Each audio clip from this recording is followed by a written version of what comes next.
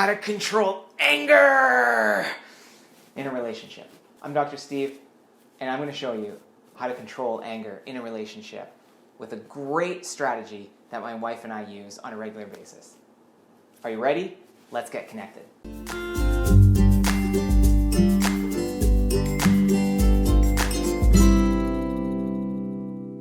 Before we actually look at giving a strategy to basically control anger, one of the things we need to consider is emotions and maybe how we can look at them.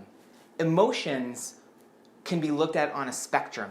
So look at hopelessness, helplessness, powerlessness, feeling alone as like guilt and shame as some of the lower end emotional ranges. And then you move up a little bit and anger's sitting here. And then you move up a little bit more and there's frustration. And then up a little higher and courage. And then up a little more is curiosity. Then up a little higher is determination and focus and excitement. And then up here a little bit more is more of a resolve. And then there's love. And then there's gratitude to be experienced. And so almost like a spiral, the amount of energy that it takes goes up and up and up. And it takes more energy to express gratitude than it does to express anger.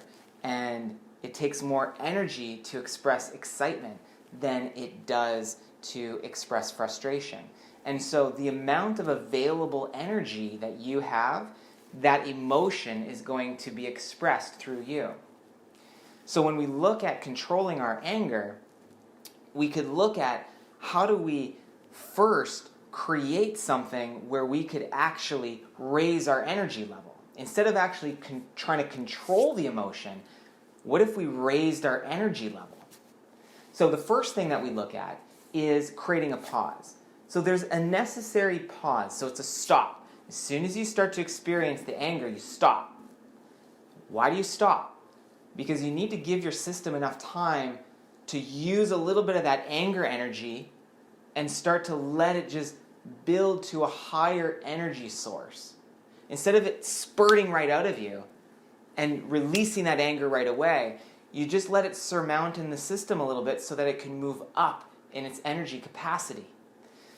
You almost stew with it a little bit as you stew. Now, in that pause, if you're in relationship with another, in that pause moment, you do what? You take a breath.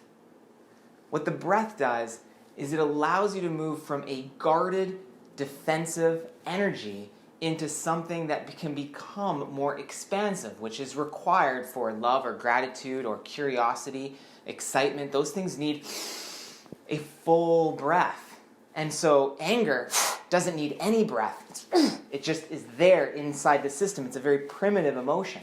So it doesn't require much energy. It doesn't require much range out of your system. So we need to create a pause, and then we need to breathe to start to expand ourselves to a higher energy source.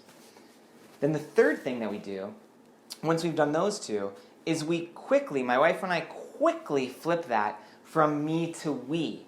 So in our dialogue, instead of projecting, saying, you've done this and you've done that, why'd you do this, why'd you do that? Instead of that, it's like, why did we do that? Why are we so upset right now? Why are we seemingly so angry right now? Why are we doing this? And so when you take on a we component, it automatically is inclusive. But really that only happens after you've breathed and after you've taken a little stop and a pause. So the last part of it is inclusive and saying it's not about you doing something. It's about us together. We're a creation together. And we're interacting together. And that we component is inclusive. So the other person doesn't feel like that wild energy that's flying at them. They feel included in that moment. And instead of you projecting your anger out on someone, what you get to do is you get to be inclusive after you've paused and after you've taken a breath. So let me just recap those three quickly. The first is you need to pause. As soon as you start to feel that energy of anger starting to build up, just create a pause. Just stop what you're doing. The second is if you're aware enough to stop, you're aware enough to breathe. So now, it's time to breathe and move up on the energy capacity scale so that you can express a different energy. Once you move up that energy scale, then it's time to move from a me to a we, or from a you to both of us. And what are we doing together? And when you take on those three qualities, you don't necessarily need to control your anger because you've surpassed it, you've transcended it into something more fruitful, more exciting, more energizing, and more rewarding for other people, yourself and other people around you. So hopefully that was helpful. I'm Dr. Steve. Subscribe below to the YouTube channel. Please engage with us, so let us know any strategies that work for you. And head on over to StephenFonso.com. Would love to see you there. We learn about health and healing and relationships. We talk about this stuff. So come on over, check us out. Love to see you there.